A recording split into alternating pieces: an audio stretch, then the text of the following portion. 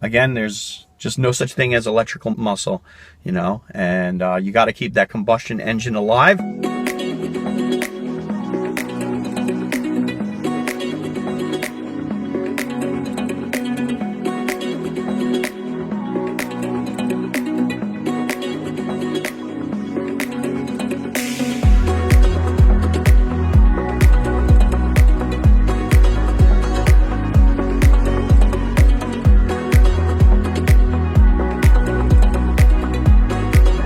All right, guys, so welcome back. Thank you for hanging out, spending a few moments here with me. If you're new, definitely make sure you hit that subscribe button. I really do appreciate it. Now, a handful of people have been showing me this article by Carbuzz, and it's about a hydrogen-powered V8 for the next generation. Now, as you guys know, I'm really a firm believer that the V8 will live on, but I do believe that there's going to be a stretch where we're not going to have a V8, and I think Dodge is going to feel the pain in sales when they offer all electric and an inline six. And there's already confirmation that the all electric lineup is going to be happening.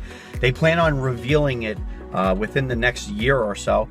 And then we all know that they just confirmed the inline turbo 6 that's going to be in the Jeep Wagoneer, and that will likely, you know, find its way into other models.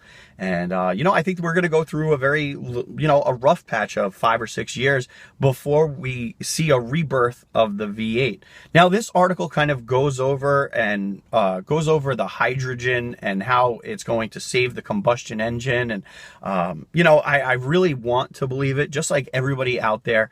But, you know, Carbuzz has a history of reporting things on April Fool's Day that are, you know, just pandering articles. Basically, it's just playing on your emotions. We all want, you know, to see a Elephant crate engine into a Charger or a Challenger. We all want to save the V8 combustion engine. We all very much love it. I mean, that's what makes a muscle car a muscle car, is the V8 that lives underneath the hood. And to me, I don't care how fast an electrical car is. It should never be called muscle. It's just not muscle, okay? And for Dodge to be branding electric muscle cars is kind of silly in my eyes.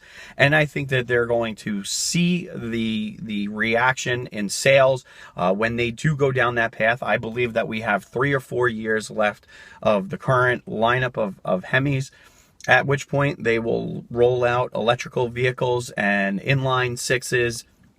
And a lot of people are just not going to be trading in their cars, and they're going to see their sales plummet. And then I think that's going to incentivize them to get into the zero emissions fueling, zero emissions type of combustion engine. And I think there's going to be major advances in not just technology, but also to fueling and such.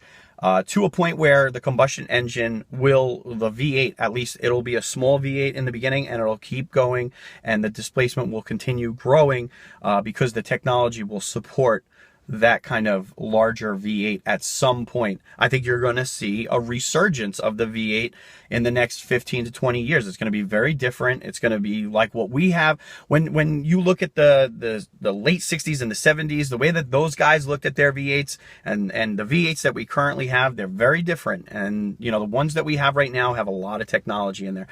Either way, I love the article. I think it's a great article. But there's just, you know, I do believe that it's an April Fool's joke. It's extremely convincing.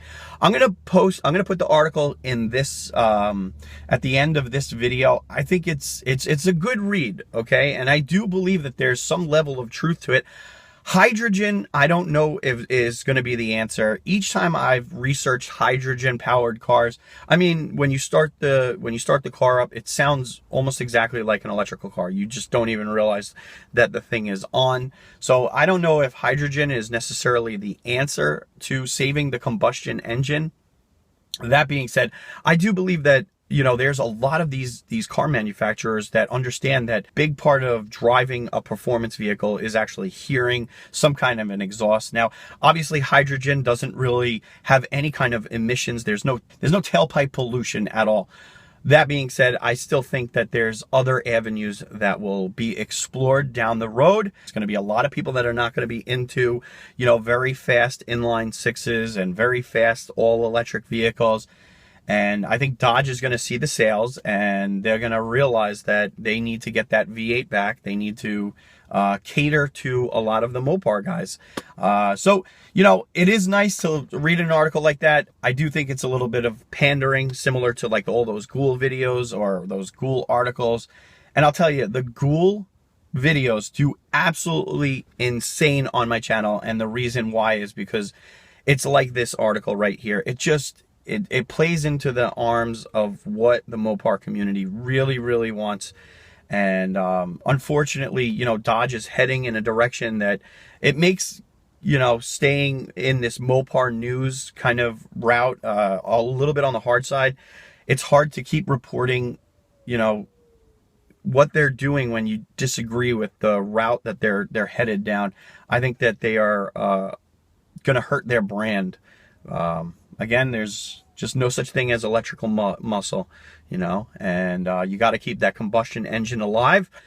So here's the article. Let me know what you think in the comments below. I'm always interested to hear what you have to say. And Carbuzz, way to stir it up, man. I'm definitely loving it.